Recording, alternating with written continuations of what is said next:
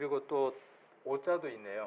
부지런히 한다고 했는데 정신이 오늘 딴 데가 있었나 봐요. 오자가 있는데 요셉 3이 아니고 오늘부터는 이제 출애굽기인데 정리를 하다 보니까 지난번 거에다가 이렇게 수정을 하다 보니까 그냥 요셉 3이라고 되어 있습니다. 출애굽기 3장 15절 말씀 한번 같이 읽겠습니다. 출애굽기 3장 15절 찾아서 같이 한번 읽겠습니다. 하나님이 또 모세에게 이르시되 너는 이스라엘 자손에게 이같이 이르기를 나를 너희에게 보내신 이는 너희 조상의 하나님 곧 아브라함의 하나님 이삭의 하나님 야곱의 하나님 여호와라. 이는 나의 영원한 이름이요 대대로 기억할 나의 표본이라. 우리 성도님들이 잘 아시는 것처럼 아브라함의 하나님, 이삭의 하나님, 야곱의 하나님 여호와라 이렇게 길게 말하는 데에는 어떤 까닭이 있는 건 알고 계시죠? 왜 아브라함의 하나님, 이삭의 하나님, 야곱의 하나님이라고 이야기하나요? 예수님이 이야기를 하셨는데 아브라함도 살아있고 이삭도 살아있고 야곱도 살아있다라는 얘기입니다. 하나님은 죽은 자의 하나님이 아니라 사한 자의 하나님이다 라고 말씀하시면서 이 대목에 대한 얘기를 예수님 이야기를 해주셨습니다. 그래서 길게 이야기하지만 아브라함도 실존 인물이며 지금 살아있는 자다. 이삭도 야곱도 마찬가지다 라고 이야기를 하는 겁니다. 그래서 뒤에 나의 영원한 일입니다. 그리고 대대로 기억할 나의 표호다 그랬는데 이 부분은 우리가 이제 이따가 말씀을 쭉 같이 나누면서 한번 살펴보는 시간을 갖도록 하겠습니다. 그래서 오늘부터 왕국 이전 시대 네 번째 출애굽 시대에 관한 것들을 한번 살펴보는데 출애굽기는 몇 장까지 있나요? 이렇게 얼른 넘겨보면 출애굽기는 40장까지 있고 창세기는 50장까지 있고 그렇죠. 그래서 오늘은 시간이 주어지는 대로 이제 몇 장까지 갈지는 모르지만 주어지는 대로 진행을 해보려고 합니다. 그래서 먼저 출애굽기를 두 부분 또 이렇게 나눠 볼 수 있습니다. 그러니까 한 부분은 출애굽한 것, 한 부분은 광야 시대 이렇게 한번 나눌 수 있습니다. 출애굽을 해서 광야에서 시간을 보내게 되죠. 그리고 광야 이후에 어디로 들어가게 되느냐 하면 하나님이 약속하신 가나안 땅으로 들어가게 되죠. 그래서 가나안 땅에 들어가서 그 가나안 땅을 정복하는 내용이 우리가 잘 아는 대로 여호수아서의 내용이 되겠죠. 그러니까 그 중간에 있는 내용들이 우리가 지금 출애굽기나 레위기나 그 다음에 민수기, 신명기가 되어지겠죠. 민수기는 광야에서 이스라엘 백성의 수를 센 거죠. 각 지파별로 그 이스라엘의 사람의 수를 세웠다 해서 민수기예요. 백성의 수를 세웠다 해서 민수기고 신명기라는 말은 우리가 잘 아시는 것처럼 다시 신자에 원숭이 신자가 아니라 다시 신자의 명령 명사를 써서 하나님의 명령을 이스라엘 백성들에게 다시 한 번 더 반복해서 이야기를 하는 거죠. 몇 번에 걸쳐서 반복할까요? 설교를 하면서 반복을 해요. 몇 번? 3번, 3세판 3번에 걸쳐서 반복하는 내용들이 신명기의 내용입니다. 그래서 약속의 땅인 가나안 땅을 들어가지 못하고 멀리 느보산에서 바라보기만 하고 그렇게 이스라엘 민족들에게 간절히 당부하는 내용으로 이루어져 있는 게 신명기의 내용입니다. 그럼 레위기는 뭔 내용일까요? 레위기는 광야에서 무엇을 하나님으로부터 받느냐 하면 성막의 식양을 받게 되죠. 그 성막에서 하나님을 만나고 하나님께 예배를 드릴 때 지금의 표현이 예배죠. 예배를 드릴 때 어떠한 방법으로 하나님께 예배를 드려야 한다 하는 것들에 대한 내용들이 레위기의 내용입니다. 레위기는 그러니까 그 특별히 더 이렇게 뽑아내서 자세하게 설명을 하고 있는 겁니다. 출애굽기 내에 포함된 내용인데 그 내용을 별도로 이렇게 뽑아서 상세하게 설명하고 있는 세부 설명서가 레위기입니다. 그렇게 우리가 이해를 하고 창세기, 출애굽기, 레위기, 민수기, 신명기 이렇게 읽어 나가시면 되겠죠. 지금 이렇게 동그란 원을 한번 보시면 까만색이 우리가 지금 이 성경에 관련된 내용들이 기록되기 시작한 주변이 되는 내용들이 되겠죠. 그리고 여기가 우리가 창세기에 주된 내용들이 이곳에서 시작이 됩니다. 그래서 아담과 하와가 살았던 에덴 동산 자리가 우리가 여기다, 우리가 전도 집회 때에 여기다라고 이렇게 이야기를 하고 있고, 여기가 지금 페르시아만이고 갈대아 우르, 바벨론이라고 하는 곳, 또 메소포타미아 하는 곳이 이 장소가 되겠죠. 그래서 여기에서 아브라함이라고 하는 한 인물이 하나님으로부터 부르심을 받고 어디로 가느냐 하면 이동을 하게 되죠. 이 하란이라고 하는 곳에서 이동을 하게 되죠. 여기는 아담.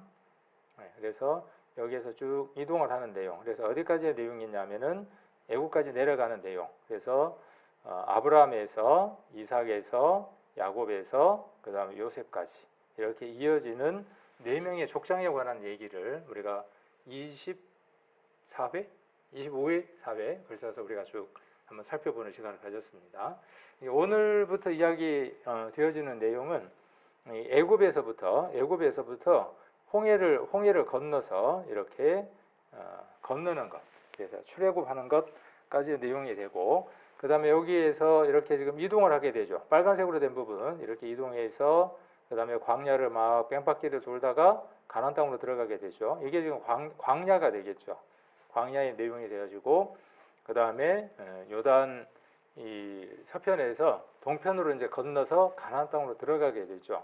그래서 가나안 땅에 들어가서 그 땅을 분할받는 것이 우리가 잘 아는 대로 이 여호수아의 내용이 되어집니다. 그래서 우리가 주로 지금 이야기할 내용은 이 부분에 관한 내용입니다. 출애굽하는 것, 애굽에서 이 광야까지 들어가기 이전의 내용을 우리가 지금 담고 있는 거죠. 우리가 전도 집회 때 많이 들었던 것처럼 이 모세가 홍해를 가르는 장면이 우리가 14장에 이렇게 나와 있죠.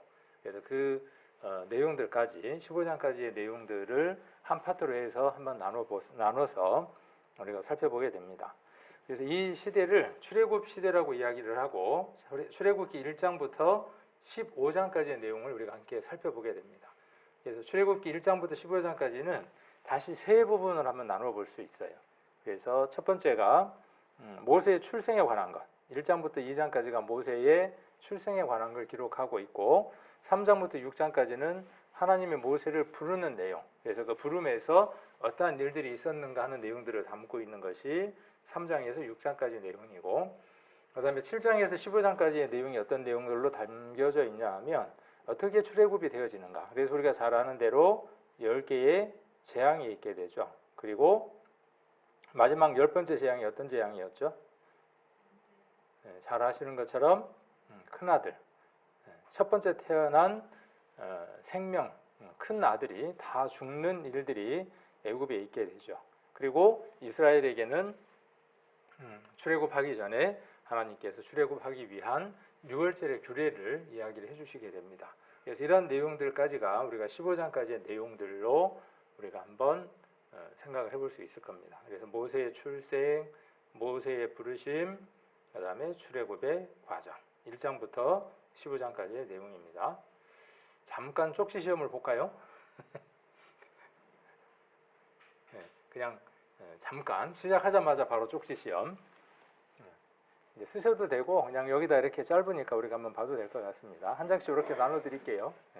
한번 보시면서, 이게 그렇더라고요. 저도 이제 영어 공부를 한번 시작을 해보려고 하다가 뭐 전도 집회도 있고 또 사정이 있어서 조금 지금 안 하고 있는데, 분명히 단어를 들었는데, 방금 단어를 들었거든요. 근데 돌아서니까 이게 뭔 얘기를 들었는지 금방 잊어버리더라고요. 수도꼭지를 영어로 배웠어요. 수도꼭지. 수도꼭지가 영어로 뭔가요? 뭐 대단한 단어인 줄 알았어요. 수도꼭지가 대단한 단어인 줄 알았더니 탭이라 그러더라고요. 탭. TAP라 그래서 탭 그렇게 이야기를 하더라고요. 그래서 들었는데 잊어버리고 돌아서면 잊어버리고 그렇더라고요. 우리가 성경을 읽는 것도 마찬가지예요. 우리에게 익숙하지 않고 또 배워져 있는 것들이 아니기 때문에 쉽게 잊어버리기도 합니다. 여기서 써봐도 우리가 또 돌아서면 또 잊어버리기도 하죠. 그래서 출애굽 시대는 몇 장부터 몇 장까지가 될까요? 1장부터 15장까지가 되겠죠. 아, 이거 자신이 없네. 예, 방금 들었는데 여기는 모세의 뭐가 될까요? 출세. 뭐 탄생이라고 해도 뭐 틀린 말은 아니겠죠, 뭐. 1장부터 2장까지 내용. 그 다음에 모세의 부르심. 3장부터 6장까지. 그 다음에 출애굽의 과정 맞나요? 출애굽되는 과정이 있겠죠. 7장부터인가요? 7장부터 15장까지. 금방 했는데도 이 짧은 이게 기억이 안 나더라고요. 그래서 그 왕도는 없더라고요. 왕도는 없고 끊임없이 어떻게 하는 것밖에 없냐면은 반복하고 하는 것밖에 없더라고요. 여기서 이렇게 그 말씀을 같이 공부할 때 좋은 점이 뭐냐면 다음에 또 이걸 하기 위해서는 한 번 더 반복을 해야 되거든요. 이게 굉장히 유익인 것 같아요, 저한테. 그래서 성경 전반적인 것들에 대해서 먼저 앞서서 공부하게 되고 우리 성도님들하고 그걸 나누면서 또 여러 말씀들이 또 떠오르게 되고 끝나고 난 뒤에 다시 스스로 이렇게 이제 되돌려 보면서 부족했던 것들이 뭔가를 한번 살펴보면서 제게 또 유익하고 그러므로 이 자리에서 이렇게 성경 공부하고 또 말씀을 나눌 수 있는 기회가 있을 때 그 기회를 놓치지 않는 게 행복입니다. 그래서 한번 그렇게 기회가 될 때 하시면 좋을 것 같습니다. 그래서 모세의 출생, 부르심, 그 다음에 출애굽 과정 이렇게 되어져 있습니다. 그래서 먼저 여기도 한번 살펴보고 또 3장에서 6장까지도 살펴보고 출애굽 과정도 살펴보고 이렇게 하나씩 살펴보도록 하겠습니다. 자, 15장에서 첫 번째 파트 모세의 출생에 관한 내용들을 한번 살펴보고자 합니다. 모세의 출생에 대해서 자, 15장까지의 그 중요한 내용들을 이렇게 한번 정리를 해볼 수 있습니다. 모세의 출생, 부르심, 출애굽 과정 7장부터 9장까지는 9가지 재앙에 관한 내용이고 그 다음에 11장에서 12장까지가 마지막 재앙과 그러니까 장자가 죽는 재앙과 유월절 규례에 대해서 이야기하는 것이 11장에서 12장의 내용이겠죠. 성경을 이렇게 공부를 하면요 좋아요. 그냥 무조건 이렇게 성경을 읽는 것보다 지금 우리가 보는 호크마 성경, 이거 호크마 맞죠? 호크마 성경 보면 맨 성경 앞에 이렇게 성경을 쭉 정리를 해 두었습니다. 그래서 성경을 읽으실 때 1장부터 2장까지는 뭔 얘기를 하는지 어떻게 구성되어 있는지를 먼저 파악을 하고 성경을 읽으면 많은 도움이 됩니다. 그래서 우리 성도님들 읽을 때 그렇게 먼저 시간을 들여서 좀 개관 또 이런 것들 읽으시고 보시면 좋습니다. 그 다음에 홍해를 가른 내용들이 13장에서 14장까지의 내용이 나옵니다. 우리가 전도 집회가 아니고 뭐 사실적인 내용을 증거하려고 우리가 성경을 공부하는 시간이 아니기 때문에 여기에서 뭐 많은 그 탐험가들이 탐험 장비를 동원을 해서 홍해 밑에 들어가 봤더니 거기에 마차바퀴도 있고 뭐 거기에 여러 유물들이 있다고 하는 것들에 대한 것들을 굳이 우리는 보지는 않습니다. 전도 집회 때 보기 때문에 혹 원하시면 인터넷 유튜브나 이런 데 가면 홍해의 기적 이런 것들을 찾아보면 그런 영상들을 볼 수 있고 주의하셔야 할 점은 뭐냐면요. 우리가 믿는 믿음에 대한 내용들에 대한 사실적인 것들이 인터넷 안에서 사실로 인정을 받는가 하면 혹은 또 다른 반대되는 세력들에 의해서 이것은 과학적인 증거가 없다라고 이렇게 공격을 당하기도 합니다. 그래서 그런 부분들을 우리가 잘 구분을 해서 또 취할 것들은 취하고 이렇게 선별을 하시면 좋은 도움이 될 겁니다. 자, 그 다음 15장이 백성들의 찬양에 대한 내용들로 15장까지가 이렇게 구성이 되어 있습니다. 먼저 1장에서 2장까지의 내용들을 조금 살펴보고자 합니다. 1장을 한번 가보겠습니다. 출애굽기 1장에서 주로 나오는 단어가 어떤 단어일까요? 읽다 보면 눈에 많이 들어오는 단어가 있어요. 반복되는 단어가 있습니다.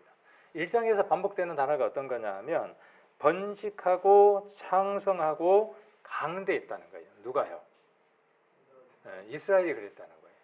그래서 그 주된 내용으로 1장이 이루어져 있습니다. 이게 이 번식하고 창성하고 강대하고 온 땅에 가득하게 되는 것. 7절 이스라엘 자손은 생육이 그러니까 생육이라 그랬으니까 사람만 그런 게 아니다는 거예요. 살아있는 모든 생명체 그러니까 뭐 짐승이든 나면 죽는 일이 없는 거죠. 번식도 잘하고 한 번 나면은 애굽은 한 번 낳았을 때 3마리를 낳는다 그러면 돼지가 그들은 돼지를 부정한 것으로 치지만 돼지가 3마리 낳는다 그러면 이스라엘은 10마리를 낳는다든지 나면 그리고 무럭무럭 잘 크고 그러면 그것이 자연이냐 우연이냐 라고 이야기하고 있지 않다는 거죠. 지금 1장에서 이야기하는 것은 뭐냐면 하나님의 섭리 속에서 하나님의 간섭하심으로 말미암아 한 나라가 그렇죠. 한 민족이 성경에 기록된 대로 한 민족이 다른 민족에게 들어가서 강대하게 되고 있는 내용을 설명하고 있는 거죠. 한 사람 요셉이 들어가서 70인이라고 하는 가족들이 들어가게 되고 고센 땅에서 어디였죠? 그 이름이 고센 땅. 또 다른 지명이 어디였죠? 갑자기 생각이 안 나는데 하여튼 그곳에서 광대해지는 내용을 지금 담고 있는 겁니다. 그래서 5절에 보시면 이미 애굽에 있는 요셉까지 야곱의 혈속이 모두 70인이었더라. 요셉과 그 모든 형제와 그 시대의 사람은 다 죽었고 이스라엘 자손은 생육이 중다하고 번식하고 창성하고 심히 강대하여 온 땅에 가득하게 되었더라. 또 12절도 한번 봅니다. 12절도 보시면 그러나 학대를 받을수록 더욱 번식하고 창성하니 애굽 사람이 이스라엘 자손을 인하여 근심하여 이스라엘 자손의 역사를 엄하게 하여 그래서 이를 더 힘들게 했다 하는 내용이 나오죠. 그 다음에 20절도 한번 보시면 하나님이 그 산파들에게 은혜를 베푸시니라 백성은 생육이 번성하고 심히 강대하며 산파는 하나님을 경외하였으므로 하나님이 그들의 집을 왕성케 하신지라.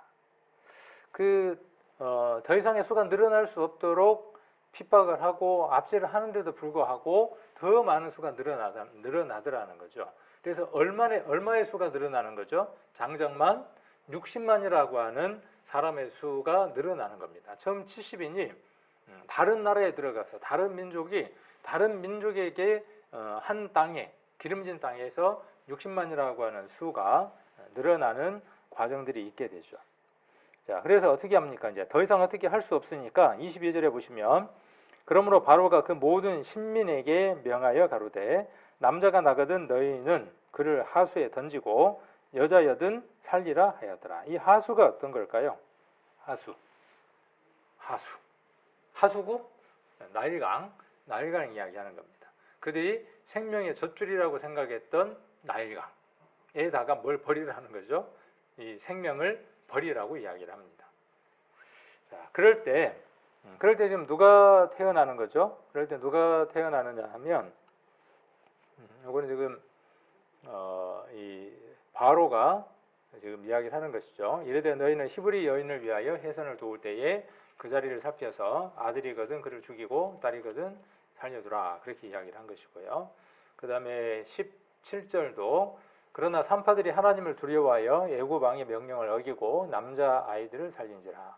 산파가 바로에게 대답하되 왜 살려뒀냐? 그렇게 이야기하니까 히브리 산파들이 지혜롭게 변명을 하는 거죠. 어떻게 변명을 하느냐 하면 히브리 여인은 애굽 여인과 같지 아니하고 건장하여 산파가 그들에게 이르기 전에 해산하였다이다 하매 이미 가기도 전에 해산해가지고 얘가 태어나 있어서 어떻게 할 수 없더라. 그렇게 지혜롭게 이야기를 하고 있습니다. 22절에 아까 우리가 봤던 것처럼 남자아이가 태어나면 나일강 하수에 버리고 죽이고 던지고 그 말이죠. 그리고 딸은 살려두라. 그렇게 이야기를 하죠. 더 이상 어떻게 하겠다는 거죠? 수가 늘어나는 것을 참고는 보지 못하겠다 하는 것이죠. 그 다음 이때 누가 태어나느냐 하면 모세가 출생을 합니다. 2장 1절 한번 봅니다. 레위 족속 중 한 사람이 가서 레위 여자에게 장가들었더니 그 여자가 잉태하여 아들을 낳아 그 준수함을 보고 그를 석 달을 숨겼더니 더 숨길 수 없게 되매 그를 위하여 갈 상자를 가져다가 역청과 나무진을 칠하고 그 아이를 거기 담아 하숫과 갈대 사이에 두고 그 누이가 어떻게 되는 것을 알려고 멀리 섰더니 바로의 딸이 목욕하러 하수로 내려오고 시녀들은 하숫가에 거닐 때에 그가 갈대 사이에 상자를 보고 시녀를 보내어 가져다가 열고 그 아이를 보니 아이가 우는지라. 그가 불쌍히 여겨 가로되 이는 히브리 사람의 아이로다. 그 누이가 바로의 딸에게 이르되 내가 가서 히브리 여인 중에 유모를 불러다가 당신을 위하여 이 아이를 젖먹이게 하리이까. 바로의 딸이 그에게 이르되 가라. 그 소녀가 가서 아이의 어미를 불러오니 바로의 딸이 그에게 이르되 이 아이를 데려다가 나를 위하여 젖을 먹이라. 내가 그 싹을 주리라. 여인이 아이를 데려다가 젖을 먹이더니 그 아이가 자라매 바로의 딸에게로 데려가니 그의 아들이 되니라. 그가 그 이름을 모세라 하여 가로되 이는 내가 그를 물에서 건져내었음이라 하였더라. 이게 모세라는 말의 이름의 뜻이 무엇인지 기록을 하고 있죠. 물에서 건져냄, 그런 뜻이죠.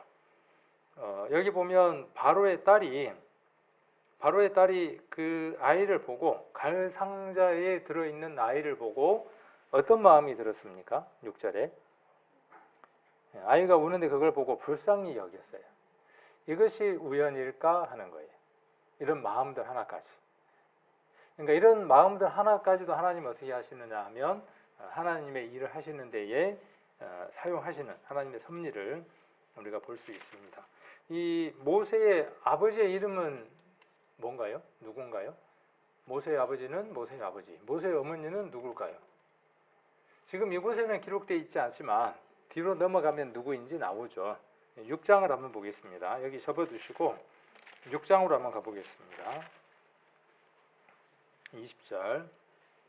성경을 많이 읽으면 그 앞에 게 기억됐다가 나중에 읽을 때 여기 있구나 하고 알게 되는데, 그러지 않더라도 요즘은 관주 성경이 있으니까 그 관주 성경들을 보면 그 앞에 2장이 있을 때 이것과 같은 내용이 어디 있는지를 알려줍니다. 그래서 그 관주를 가지고 우리가 성경 공부를 해도 좋고, 인터넷이 되면 소금 성경이라고 있어요. 소금 성경, 솔트 바이블, 소금 성경이라고 하는 성경을 보시면 출애굽기 2장 1절을 보게 되면 출애굽기 2장 1절을 딱 클릭을 하잖아요. 클릭을 하면 2장 1절에 관계된 관주가 다 같이 나옵니다. 이건 팁이에요.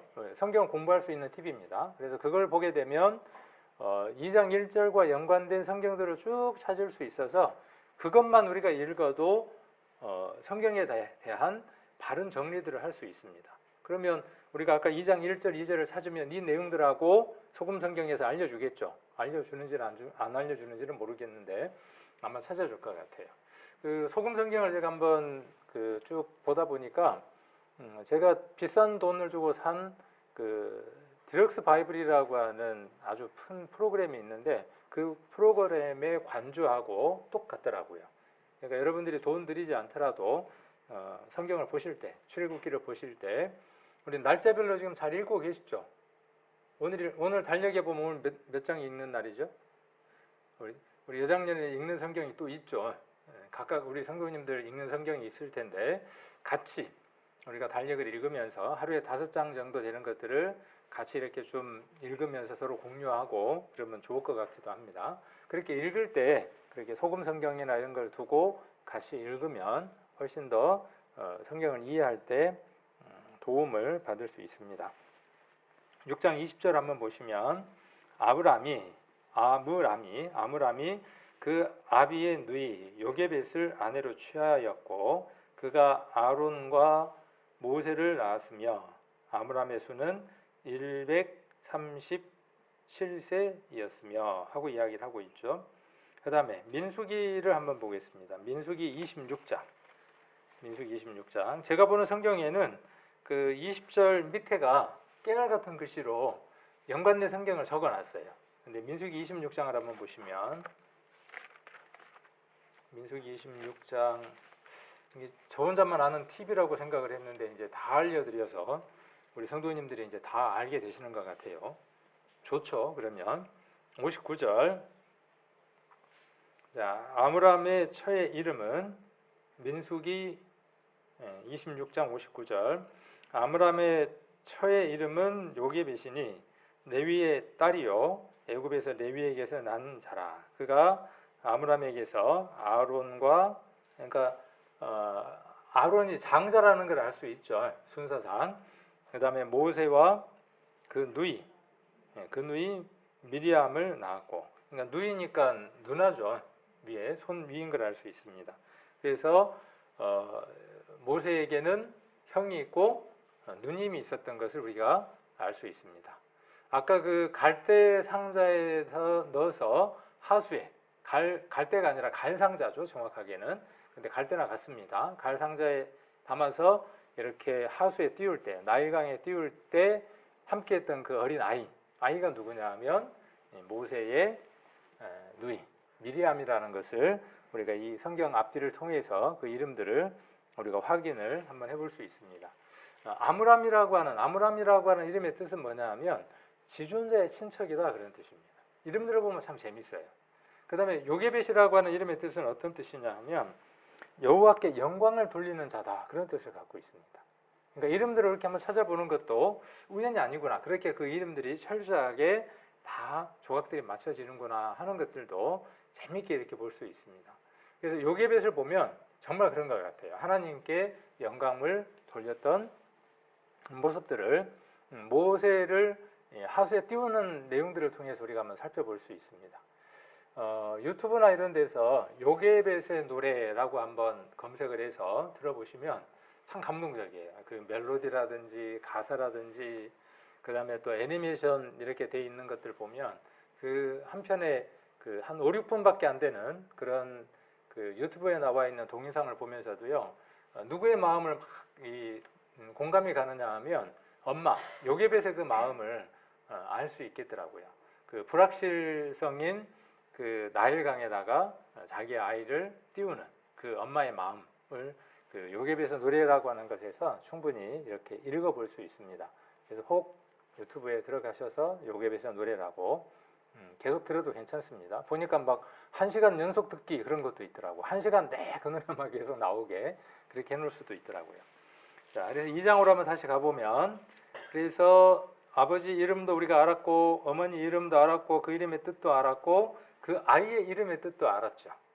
그 모든 것들이 무엇을 위한 것이냐 하면 하나님께 영광을 돌리기 위한 것인데, 모세라고 하는 사람이 어떤 일을 해야 되는가에 대한 당위성, 그 일을 해야 되는가에 대한 내용들을 이렇게 쭉 전개를 해 나가는 거죠. 자, 그래서 더 이상 숨길 수 없게 돼서 2장 3절입니다. 그를 위하여 그랬어요. 그를 위하여.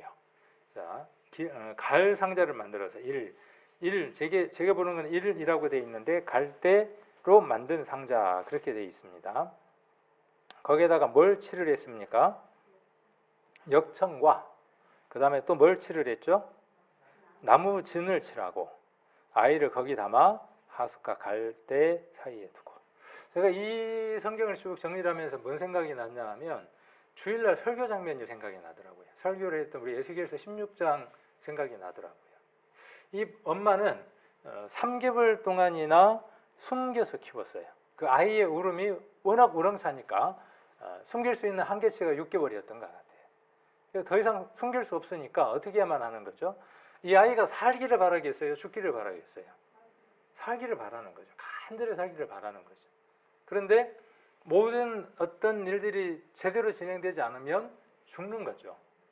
자칫 잘못하면 어떻게 되는 거냐 하면 버리는 거죠. 방치하게 되는 거죠. 우리가 한 생명을 하나님 안에서 귀한 자로 드려지는 삶을 살아가게 하려면, 그가 죽지 않게 하려면, 생명을 부지하려면 무엇이 필요하냐 하면 철저한 계획이 필요합니다. 그 가운데 무엇이 필요하겠죠? 간절한 기도가 필요하겠죠. 우리가 자녀를 양육할 때도 마찬가지예요. 저는 이제 그렇게 아이를 양육하지는 못한 것 같아요. 기본적인 어떤 지식은 있었지만은 그렇게 못하고 제 분에, 제 욕심에 그렇게 아이를 이렇게 양육하고 했던 것 같아요. 근데 요즘 젊은 사람들은 그렇지는 않죠.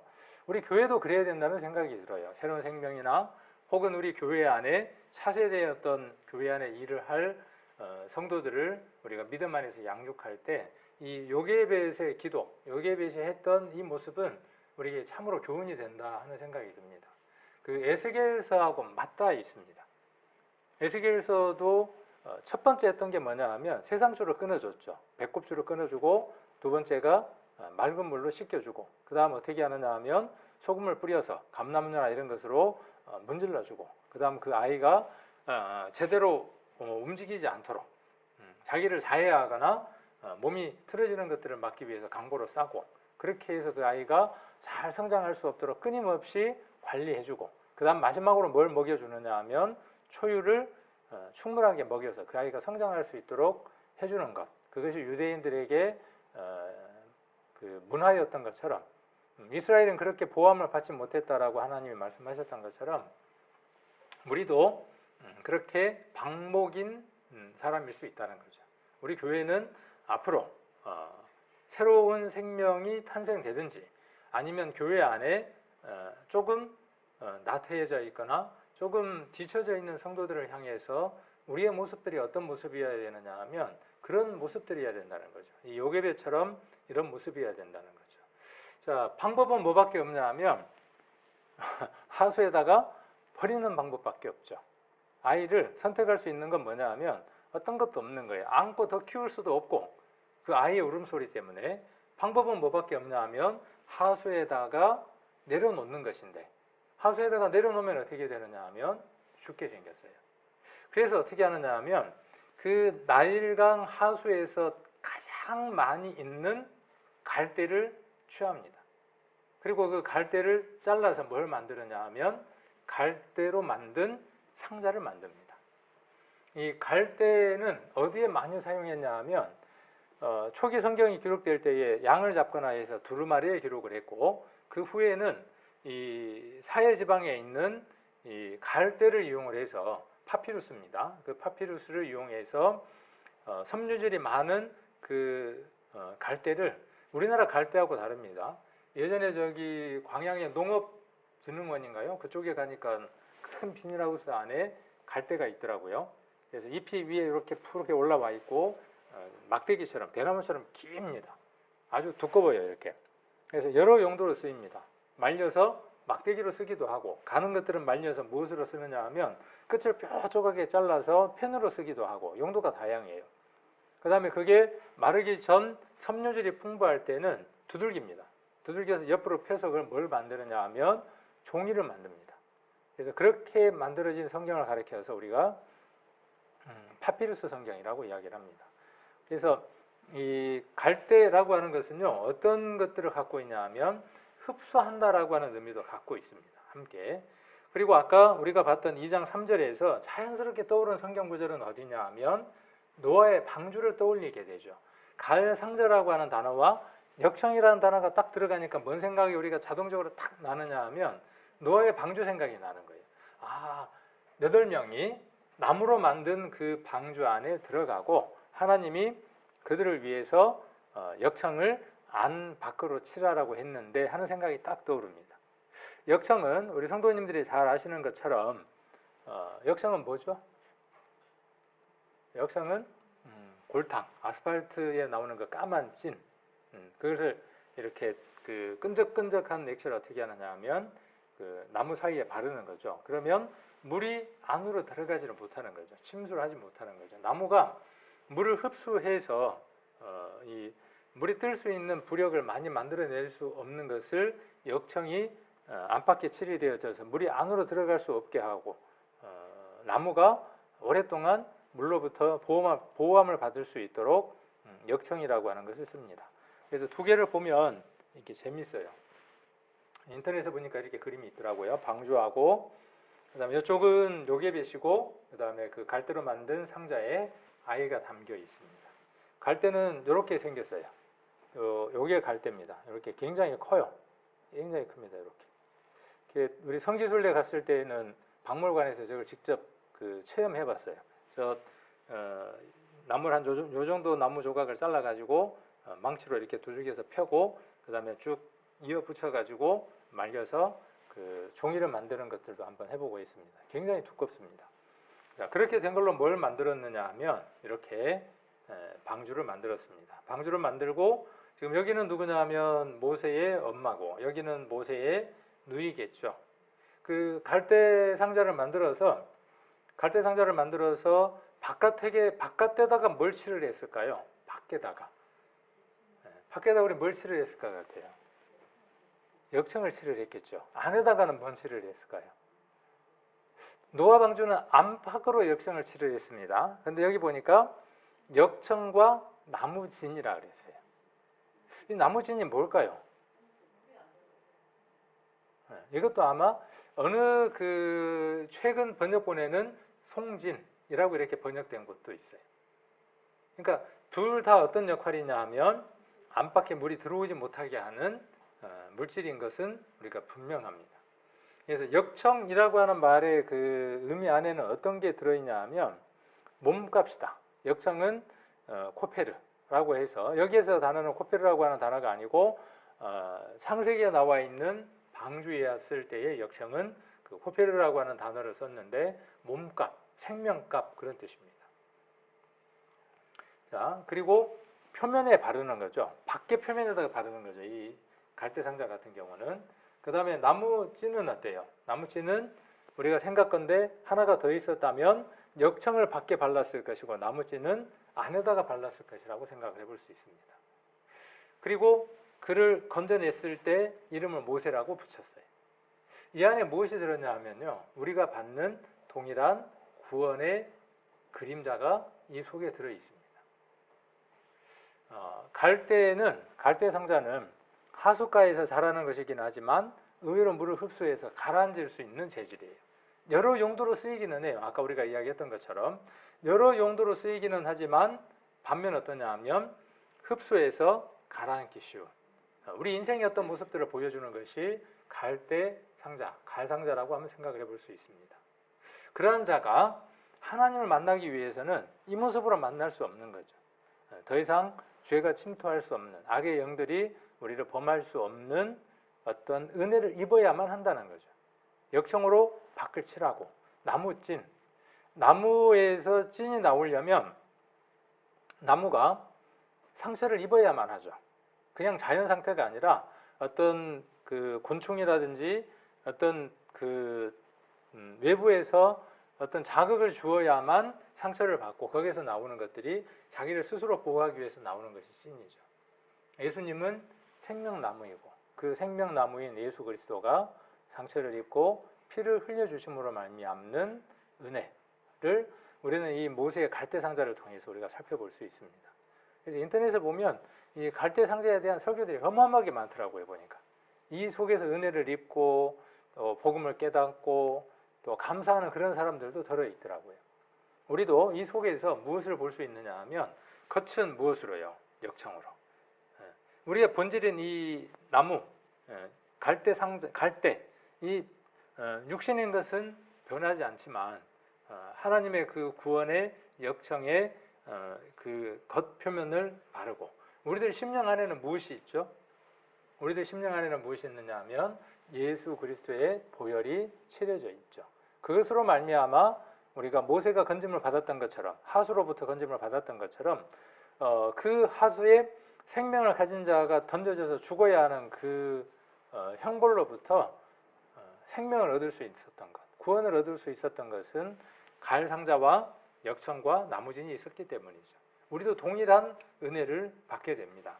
베드로전서 1장을 한번 보겠습니다. 베드로전서 1장 2절입니다.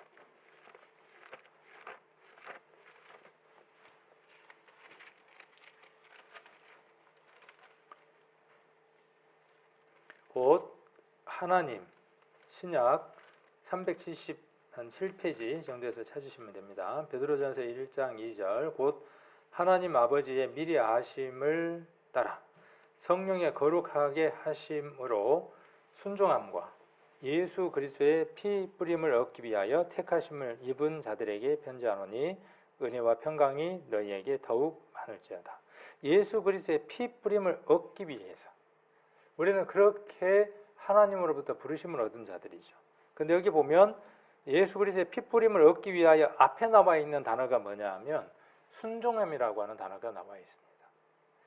우리에게 세상 모든 사람에게 복음은 예정되어져 있습니다. 모든 사람에게 주어진 것입니다. 모든 사람이 누릴 수 있도록 하나님께서 베풀어 주신 은혜입니다. 그런데 그 구원이 내 것이 되기 위해서는 여기 지금 베드로전서 1장 2절에 기록되어 있는 이 단어 우리는 믿음으로 말미암아 구원을 받는다 하는 것에 치중되어 있어서 기울어지다 보니까 무엇에 대한 생각이 없느냐 하면 여기 1장 2절에 기록되어 있는 순종함이라고 하는 이 단어에 대해서 관심을 두지 않습니다. 복음은 듣고 순종하는 겁니다. 듣고 거절하면 어떻게 되는 겁니까? 듣고 거절하면 이사야서 1장 18절에 기록되어 있는 것처럼 끝인 겁니다. 모든 사람 위해서 허락된 것이지만 그것이 자기 것이 되기 위해서는 순종이라고 하는 관문을 거쳐야 합니다. 사단의 습성인 불순종이 우리 안에 가득 들어있어서 하나님을 순종할 수 없는 자들이에요. 그런데 첫 순종을 하는 겁니다. 구원이라고 하는 것은요, 하나님에게 말씀에 첫 순종을 하는 순간입니다. 그 순종은 앞으로 더 많은 순종이 남아있다는 말씀이기도 합니다.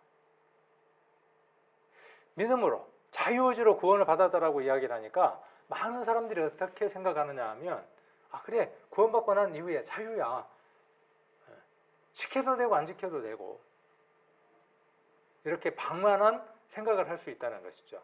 그런데 성경을 읽어보면 많은 곳에서 이렇게 이야기를 합니다. 순종입니다. 복음에 순종하는 겁니다. 앞으로도 어떻게 살아가는 겁니까? 말씀에 순종할 때 또 다른 열매들이 열리는 겁니다. 우리가 생명을 얻는 것처럼 다른 말씀에 우리가 순종할 때 그 은혜들이 우리 안에 더 넘치게 되는 겁니다. 그래서 피뿌림을 얻었다 그랬어요. 누가요? 순종하는 사람이 피뿌림을 얻는 거예요. 순종하지 않으면 그 피뿌림은요, 그냥 글자로 남겨져 있는 겁니다.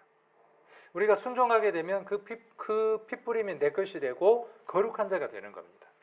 히브리서 10장을 한번 보겠습니다. 조금 앞으로 넘기시면 되죠. 히브리서 10장 22절 363페이지 22절은 같이 한번 읽겠습니다. 우리가 마음의 뿌림을 받아 양심의 악을 깨닫고 몸을 맑은 물로 씻었으니 참 마음과 온전한 믿음으로 하나님께 나아가자. 깨닫는 데에서 끝나는 게 아니라 항상 뭐가 따라다니죠? 그 다음 것들이 따라다녀요. 항상. 항상 따라다닙니다. 이렇게 따라다니는 걸 볼 수 있습니다. 그래서 마음의 뿌림을 받았어요. 나무찐이 그 갈상자 안에 발려져 있어요. 구원함을 받았다라는 말은 갈대 같은 인생이, 죄를 흡수할 수밖에 없는 인생이 이제는 어떠한 자가 됐다는 것이죠. 악의 세력으로부터 방어할 수 있는 역청으로 바깥지칠이 됐고, 그 심령 안에 예수 그리스도의 핏뿌림을 얻은 나무찐이 발려져 있는 사람, 그 안에 보호받고 있는 사람, 그 사람이 누구냐 하면 모세이고 우리다 라고 우리에게 교훈하고 계시고 알려주고 계시죠. 우리만 이렇게 성경을 이해하는 게 아니라 성경을 이해하는 많은 믿음의 선진들이 이 말씀들을 그렇게 이해하고 받아들였습니다. 방주도 그렇고 그 다음에 이 갈상자도 마찬가지입니다. 이건 누굴까요? 여기는 누구고요? 여기는 얼마나 애타게 이 아이를 뚜껑을 닫아서 하수에다가 내려놨겠습니까? 자, 버리는 겁니까? 맡기는 겁니까? 이 아이의 생명을 모든 사람은 나일강 하수에 버리는 걸 선택할 수밖에 없었죠. 죽음을 선택할 수밖에 없었죠. 버릴 수밖에 없었어요. 그런데 요게벳과 마리아는 어떻게 했습니까? 모든 것들을 잘 준비하고, 그죠? 갈대 상자를 만들면서 얼마나 힘들었겠습니까? 얼마나 많은 시간이 필요했겠습니까? 역청을 준비하러 가고 나머지를 준비하고 철저하게 계획되어진 거죠. 한 생명을 살리기 위해서. 우리 교회도 앞으로 이러한 시간들이 필요한 겁니다. 한 생명을 살리기 위해서 그냥 가서 들어볼래? 나와볼래?가 아니라 우리들이 더 많은 기도, 더 많은 준비, 복음으로 말미암는 한 마음이 되는 그 과정들. 이 아이의 생명을 살리기 위해서 이 둘은 어땠겠어요? 이 둘은요, 철저하게 하나가 되어졌죠. 그리고 이 아이가 생명을 유지할 수 있도록 젖을 먹는 것까지도 어떻게 있습니까? 혹 누가 필요합니까? 미리암이. 이 바로의 딸이 유모가 필요할 줄을 미리 알고, 그래서 미리암이에요. 미리암이 미리 알고. 근데 미리암이라는 이름의 뜻은 그렇게 안 좋아요. 미리암이라는 이름의 뜻은 뭐냐 하면 반역, 완고 그런 뜻을 갖고 있어요. 그 이름의 뜻대로 돼요, 안 돼요? 재밌어요. 그런 역할을 하는 걸 볼 수 있어요. 어쨌든 우리말로는 미리 알았어요. 그래서 살짝에 가서 뭐라 그래요? 혹 유모가 필요하지 않을란지요? 그랬더니요. 필요해. 누가 가는 겁니까? 친엄마가 가서 젖을 먹이고 자기들의 정체성들을, 자기 아들의 정체성을 알려주죠. 그 정체성을 알려주었다고 하는 근거가 무엇이냐 하면 우리가 곧이어 나오는 뒤의 내용들이 되어집니다. 2장을 한번 봅니다. 출애굽기 2장. 출애굽기 2장. 자, 11절입니다. 11절. 모세가 장성한 후에 한 번은 자기 형제들에게 나가서 그 고역함을 보더니 어떤 애굽 사람이 어떤 히브리 사람 곧 자기 형제를 치는 것을 본지라. 그러니까 자기 정체성을 명확하게 알고 있는 거죠. 이건 뭐 때문에 그래요? 누구로부터 양육받고 누구로부터 교육을 받았느냐 하는 것이죠. 자기 신분을 정확하게 알고 있는 겁니다. 자, 12절. 좌우로 살펴 사람 없음을 보고 그 애굽 사람을 쳐 죽여 모래에 감추니라. 사람을 죽였어요. 사람을 죽이는 것은 어떤 것으로도 당위성이 형성될 수 없어요. 그 사람이 애굽인이든 어떤 존재일지라도 이 사람을 죽였다고 하는 것은 당위성이 형성될 수 없습니다. 자, 그리고 13절에 보니까 이튿날 다시 나가니 두 히브리 사람이 서로 싸우는지라. 그른 자에게 이르되 네가 어찌하여 동포를 치느냐 하매 그가 가로되 누가 너로 우리의 주제와 법관을 삼았느냐. 내가 애굽 사람을 죽인 같이 나도 죽이려 하느냐. 모세가 두려워하여 가로되 이 일이 탈로 되었도다. 여기 사람을 죽일 때의 바로 모세 모습은 어떻습니까? 왜 사람을 죽였습니까? 그의 생각이 당위성이 있어요. 자기 동족을 향한 간절함도 있어요. 정당성도 있어요. 그런데 무엇이 그로 하여금 사람을 죽이게 했습니까? 여기 답이 나와 있어요. 무엇이 그랬습니까? 자, 12절에 보니까 좌우로 살펴 사람이 없음을 보고 그랬어요. 이게 키예요. 답이에요.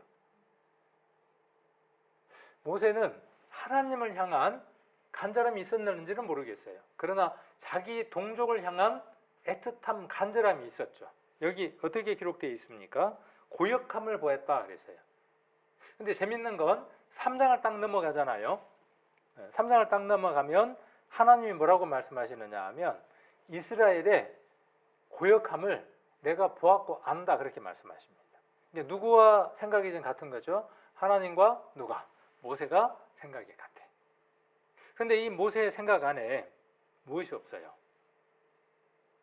하나님을 바라보고 하나님이 인도하고 하나님이 함께 하심에 대한 근거들을 찾아볼 수 없어요.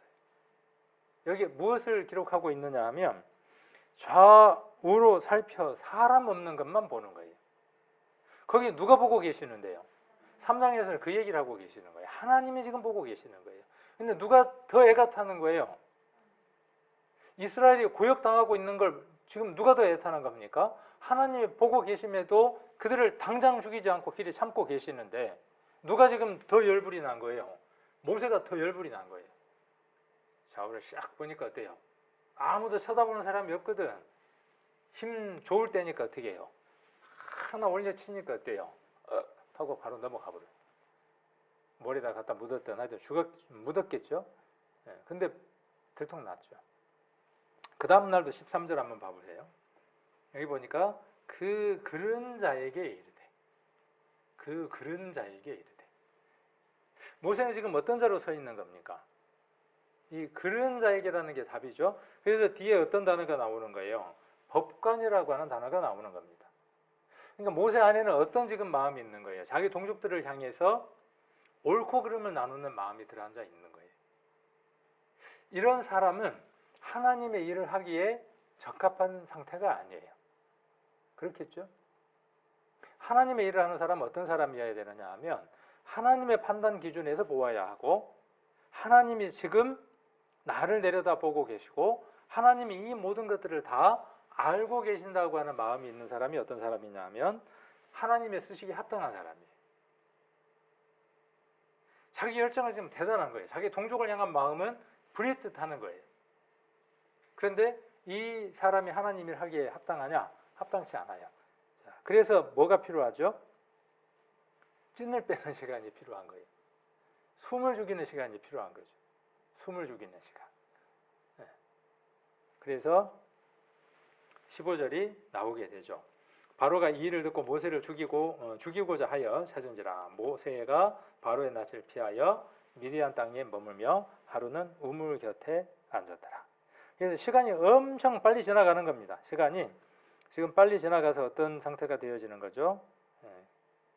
누구하고 결혼을 하게 되죠? 21절에 보면 모세가 그와 동거하기를 기뻐하며 그가 그 딸 시보라를 모세에게 주었더니 그가 아들을 낳음에 모세가 그 이름을 게르솜이라 하여 가로되 내가 타국에서 객이 되었음이라 하였더라. 그렇죠. 시간이 얼마가 지났을까요? 혹자는 40년.